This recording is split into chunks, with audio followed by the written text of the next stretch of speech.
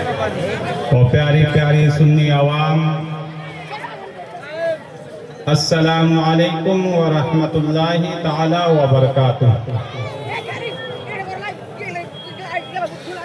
نحمدہ ونصلی علی رسولہ الکریم،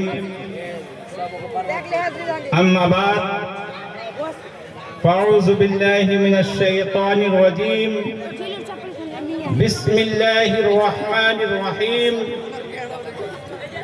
فانکحوا ما طاب لکم من النساء مثنی وثلاث ورباع۔ صدق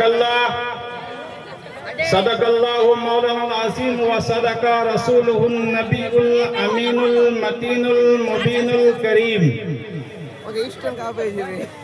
ونحن على ذلك لمن الشاهدين والشاكرين والذاكرين الحمد لله رب العالمين۔ حضرات، آپ کو بخوبی معلوم ہے کہ آج کی محفل شادی خانہ آبادی کے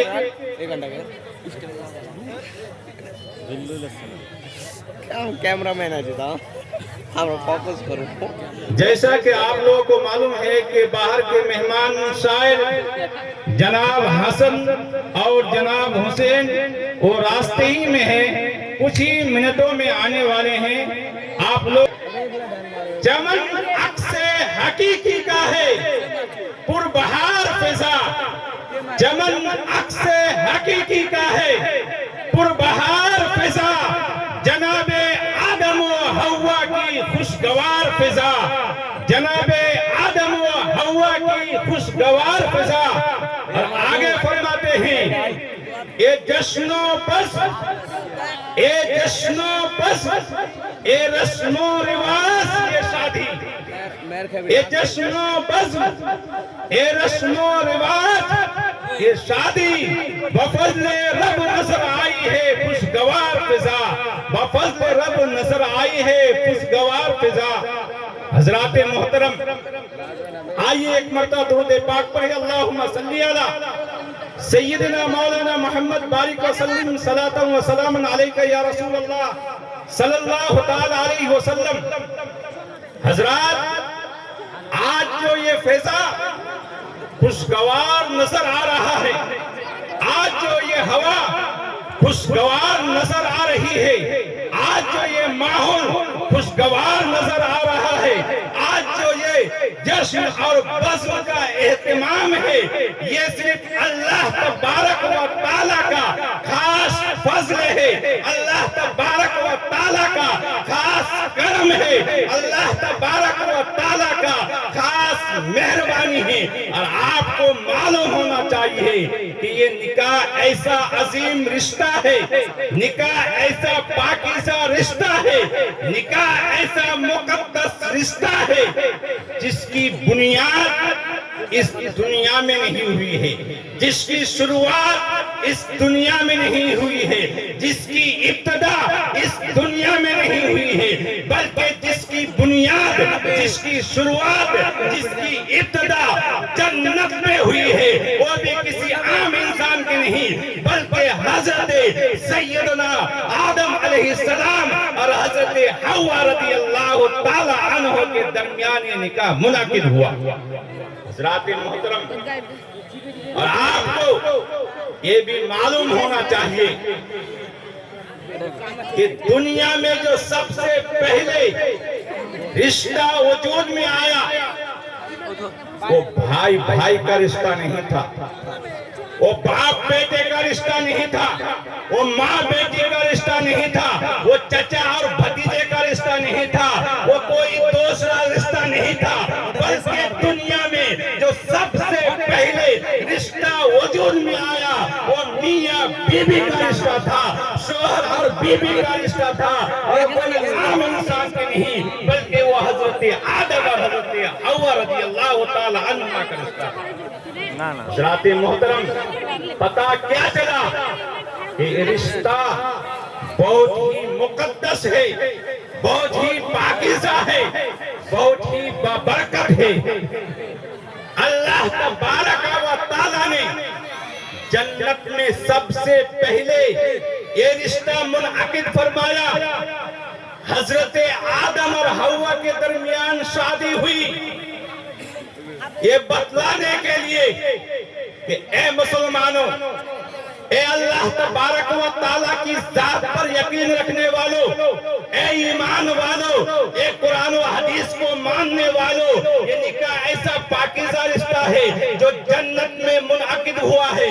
तुमने इस्लाम कबूल किया है, जन्नत में जाने के लिए तुमने कलमा पढ़ा है, जन्नत में जाने के लिए तुम नमाजें पढ़ते हो, जन्नत में जाने के लिए तुम रोजे रखते हो, जन्नत में जाने के लिए तुम हज करते हो, जन्नत में जाने के लिए तुम अपने बड़ों की इज्जत करते हो, जन्नत में जाने के लिए तुम अपने छोटों पर शफकत करते हो, जन्नत में जाने के लिए तुम अपने गैरों से मोहब्बत करते हो, जन्नत में जाने के लिए सुनो सुनो, ये निकाह भी एक पाक रिश्ता है।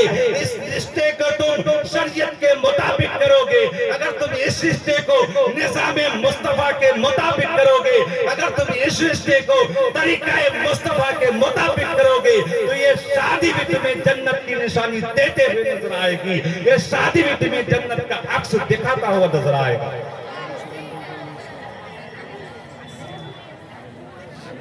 रास्ते में जो हजरात गाड़ी रखे हैं उनसे गुजारिश है कि रास्ता से गाड़ी हटा ले, क्योंकि लोगों के आने जाने में काफी तकलीफ होती है। लिहाजा जो हजरात रास्ते में गाड़ी रखे हैं उनसे गुजारिश है कि वो अपनी गाड़ी को हटा ले। आइए एक मरतबा दुरूद पाक पढ़े, अल्लाहुम्मा सल्ली अला सय्यिदना मौलाना मोहम्मद बारिक व सल्लिम सलातन व सलाम अलैका या रसूलुल्लाह सल्लल्लाहु तआला अलैहि वसल्लम। हजरात,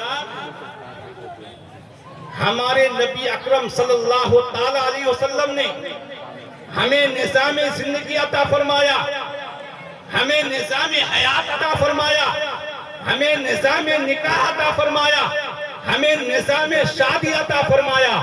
हमें यहाँ तक फरमा दिया कि हम अपने लिए कैसे रिश्ता मुनासिब समझे, हम अपने लिए कैसी लड़की को पसंद करें। चुनांचे मेरे आका करीम अलैहिस्सलाम इरशाद फरमाते हैं, तुन कहूल मरातो ले अरबाइन ले मालेहा वले हसबेहा वले जमालेहा वले दीनेहा फस्फुर बेज़ातिद दुइन। सुनो, मेरे आका करीम अलैहिस्सलाम इरशाद फरमाते हैं कि मेरी उम्मती सुनो, औरतों से शादी की जाती है चार असबाब की बुनियाद पर, औरतों से निकाह किया जाता है चार वजहों की बुनियाद पर। वो वजह क्या है? मेरे आका फरमाते हैं, तुन कहूल मरअतो ले अरबाइन, औरत से चार असबाब की बुनियाद पर शादी की जाती है। पहली वजह ले मालेहा, औरत के माल के सबब।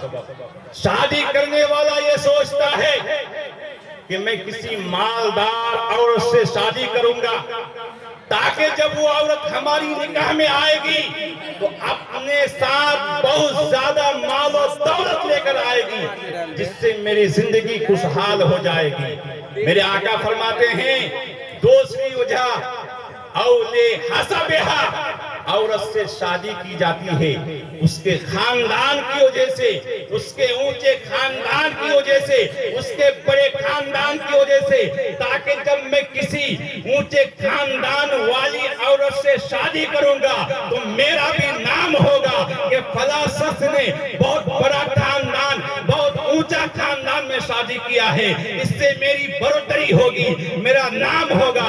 आगे मेरे आका फरमाते हैं, औले जमालेहा, औरत से शादी करने की तीसरी वजह औरत की हुस्न जमाल है, औरत की खूबसूरती है, औरत की हसीनाई है। मेरे आका फरमाते हैं, आखिरी वजह औले दीनेहा, औरत से शादी करने की चौथी वजह उसके दीन है।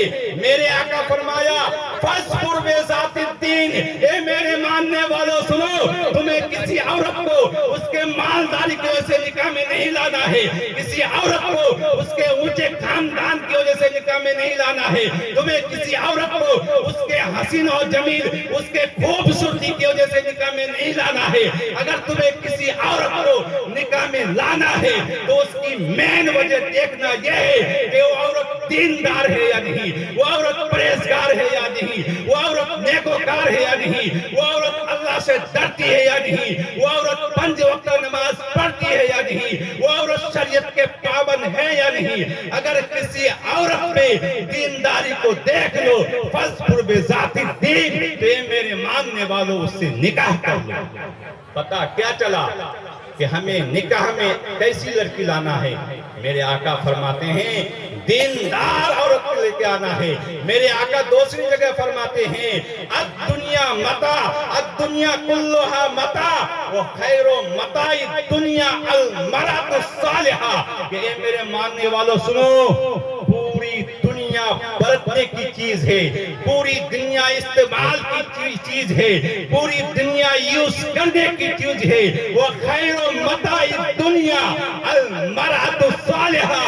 سنو, دنیا کے برتنے کے سب سے بہتر چیز, سب سے عمدہ چیز, سب سے بیسٹ چیز وہ نیک عورت ہے, دیندار عورت ہے. اس لیے کہ صرف وہ تمہاری بیوی نہیں ہے بلکہ آگے چل کر تمہارے بچوں کی ماں بننے والی ہے, اور تمہارے بچوں کو صحیح تربیت وہ اسی وقت کر سکتی ہے جب وہ دیندار ہو. حضرات محترم, نعرہ تکبیر, نعرہ تکبیر, نعرہ رسالت, نعرہ رسالت. حضرت سید معین الدین صاحب قبلہ.